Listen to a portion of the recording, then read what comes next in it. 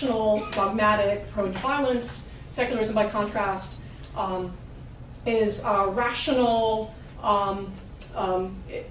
universal as opposed to dogmatic, flexible in terms of the views it admits, and as we know, peace-loving, because no secular nation has ever gone to war. Secularism has brought us great peace. That's the story, and secularists of a hardline variety are sticking to it. Now, the privatization narrative also has a set of historical and sociological claims, namely that religion has in fact disappeared in modernity. If it hasn't gone away completely, it's at least gone inside and left the state. Now, this is patently untrue historically.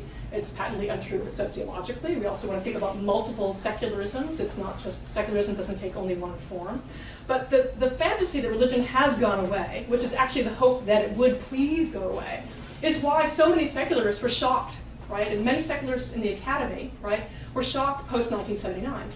1979 is the year of the Iranian Revolution. 1979 is also the year in which Jerry Falwell named his memorial majority as such. Right? And these twin arrivals of something called Christian fundamentalism in the United States, which wasn't a rival, it was a re-emergence or an emergence onto the public stage in a new form.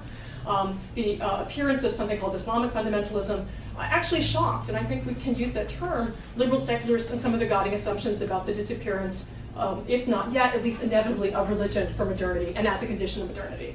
I think that is a false narrative that is actually produced a host of problems in how we might imagine different kinds of conversations in public. And I want to show you two videos. Okay, thank you, Tori. Sam tells you playing Tori. I'm going to actually fast forward through a lot of what I want to do here.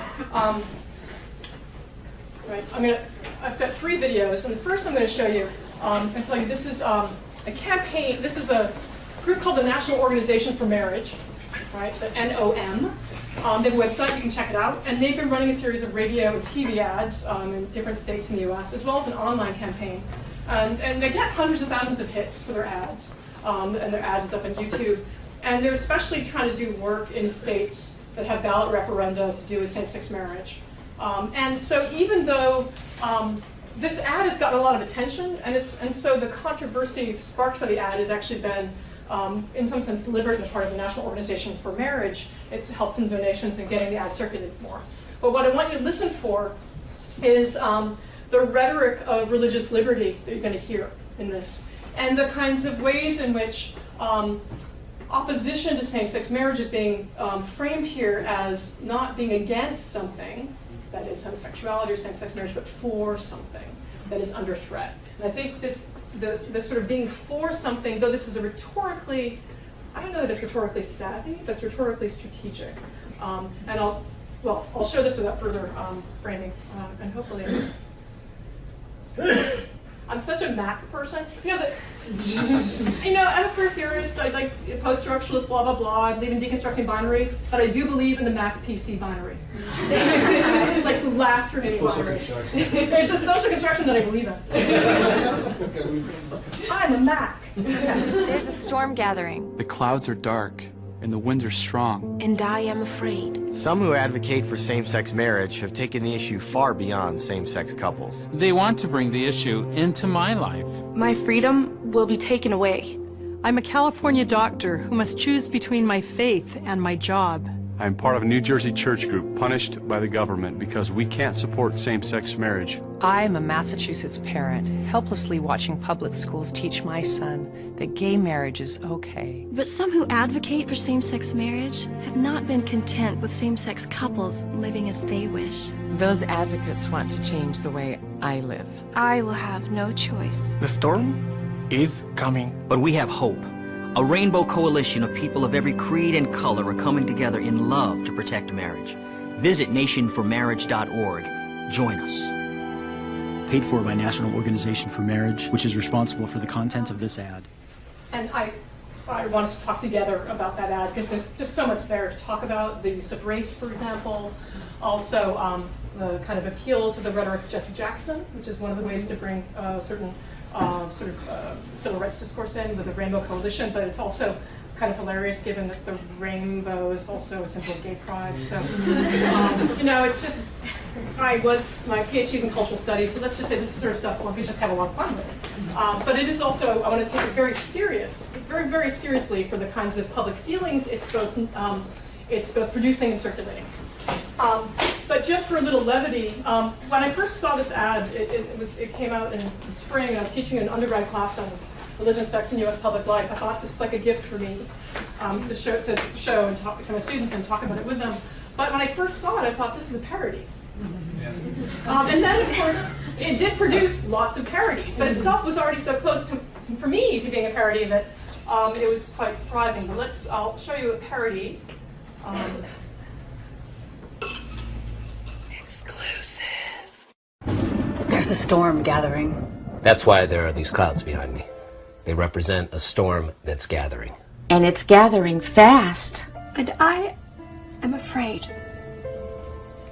Because I have a fear of storms. I'm also afraid. And I am afraid. Wait, did someone say that? Oh, he did? My bad. Some who advocate for same-sex marriage take the issue far beyond same-sex marriage. Like, really far. They're trying to force the issue into my life. And it's just stupid. The storm is getting worser and worser. Stop it, Storm. Stop it, Storm! Stop it, Storm! I'm a California doctor who must choose between my faith and my job. Because doctors hate gay marriage. I'm a Massachusetts mother, helplessly standing by as the schools teach my children that gay marriage is okay. I also have an issue with their hot lunch program. I'm a Connecticut weatherman. And there's a cold front coming in, and it's gay people, okay? They're here, and we are here, the not gay people, okay? They are trying to get us. Be careful, and wind chill will definitely be a factor, so bundle up. The storm is getting bigger. This storm is being caused by gay marriage. That's what's up there. Married gay people. And they're doing all this. Soon, gay people will start falling out of the sky. Onto our homes. Onto our churches. And onto our families. A downpour of gay people threatening the way we live. And this gay rain army won't stop. They'll come at us, marching. Well, not marching, more like a dance. They'll dance at us. And it'll be choreographed. It'll be good. But they won't stop until all of us and our children are gay married. I'm so angry! The storm is coming. But we have hope. People of every creed, race, and color are coming together to build a giant umbrella of faith, morality, and righteousness that will protect us from this gay rain army. And that's not just a metaphor. We're actually building an umbrella. So if you want to protect marriage, and if you have any experience building a giant umbrella, join us at www.giantgayrepellentumbrella.com.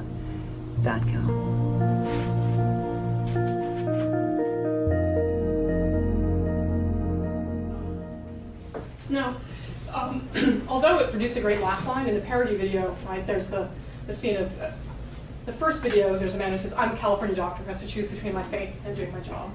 And the parody video, the same words are used in the California doctor who must choose between my faith and doing my job because doctors hate gay marriage.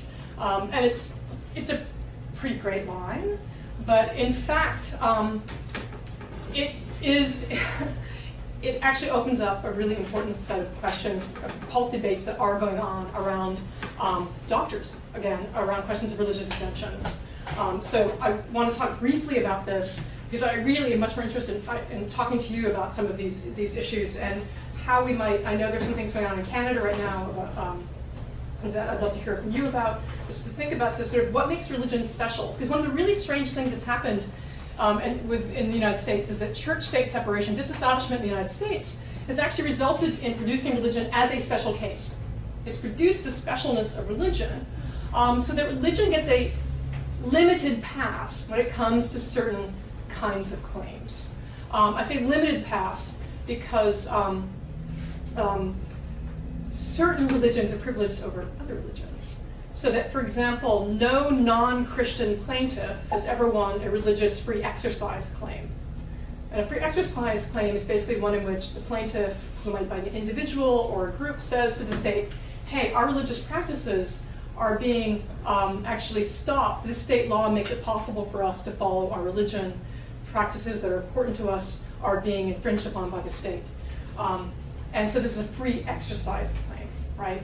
And so the state has to show that there's a really good reason for doing this. There's a certain threshold it has to pass.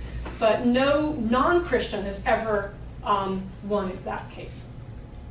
Certain Christian plaintiffs have won free exercise claims and said, hey, the state's infringed. An example would be a famous case in Wisconsin, Yoder v. Wisconsin, which the old Amish community said that mandatory school, there was a mandatory minimum age at which kids had to go to public school until 16.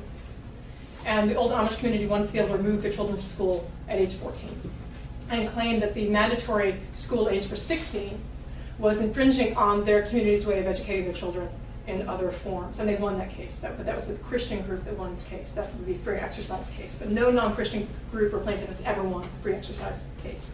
So when you think about religion as a special case, something that gets special protections from otherwise applicable state and federal laws, not all religions do so. Right? And I mentioned earlier the rhetoric of Judeo-Christian, which the Supreme Court used in the famous Bowers v. Hardwick decision. Judeo-Christian is language one often hears in the United States. It's a fairly new term dating probably to the 1930s. And it, when you hear it, I mean, I myself am always suspicious of the term. It's often used to say, people will say, oh, the U.S. is a Christian nation. If not officially so, at least in its values and traditions. And some of the same people might also say, well, Judeo-Christian tradition. But it's like they want to get to Judeo over with quickly so they can get to Christianity, right? It's a kind of supersessionist narrative.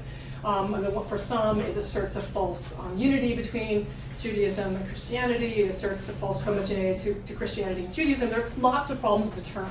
But what interests me about it today, all right, and this goes also to the issue of which plaintiffs making a free exercise claim against the state have a chance of winning. Right? Historically, it's only been certain Christian claims. When I hear the language Judeo-Christian today, I think it's really important to think about contemporary debates in the United States and fears about Islam, so that Judeo-Christian is a term that leaves off another so-called Abrahamic religion. No one says Judaic-Islamo-Christian. Or if you want to be work historically, Judeo-Christian Islamic, right? We don't hear that neologism in U.S. political life. And so there have been moments, and Fox TV is a great place to see this. When you hear Fox TV using the language Judeo-Christian, you know they're using it so as not to say Muslim. Right? So Judeo-Christian as a term is doing, I think, it is evolving in terms of how it's working in contemporary political discourse in the United States. And if I was suspicious of it before, I'm suspicious of it for yet new reasons today. Because, and also, this is not just a US problem, by the way. Nicolas Sarkozy, when speaking to, at a dinner of Jewish leaders in Paris, now 2 years ago, was talked about Judeo-Christian values as being bulwarks against hatred and violence. It's extraordinary for any French president. I mean, the laicism of the French is a much stronger, it's a different version of secularism than secularism of the US and the secularism of Canada. There's different models of secularism. But there's a deep, strong anti-clerical tradition in French republicanism. In fact, that's the meaning of French republicanism in certain ways. And when a French president invokes any religion at all, it's hugely controversial. But to speak Judeo-Christian in the context of a French state that recently passed a law banning the display of conspicuous religious symbols, really the Muslim headscarf, there was a deliberate circumlocution there. Let's not say what I'm really saying, which is that Islam is the problem. Muslim immigrants are the problem in France today. So again, this is not just an American problem. The kinds of work that Judeo-Christian does. But when this doctor sort of says, I have to choose between following my faith and practicing the job, he's referring to something that's come to be called religious exemptions, right? In the US today, there seems to be an emerging public policy consensus, right? That there's an inseparable political and crucially moral divide on issues concerning sexual life, and that basic fairness requires some sort of legal trade-off or compromise that would balance these competing rights. These trade-offs are commonly called conscience clauses or religious exemptions. So, for example, there's a competition in rights alleged between same-sex couples who seek state-recognized marriage and those individuals and organizations who object to same-sex marriage and homosexuality on religious grounds. A similar trade-off in rights has been argued for and actively promoted by both state legislatures and the federal government to balance a woman's constitutionally protected right to abortion and a healthcare worker's right to refuse to provide medical services that violate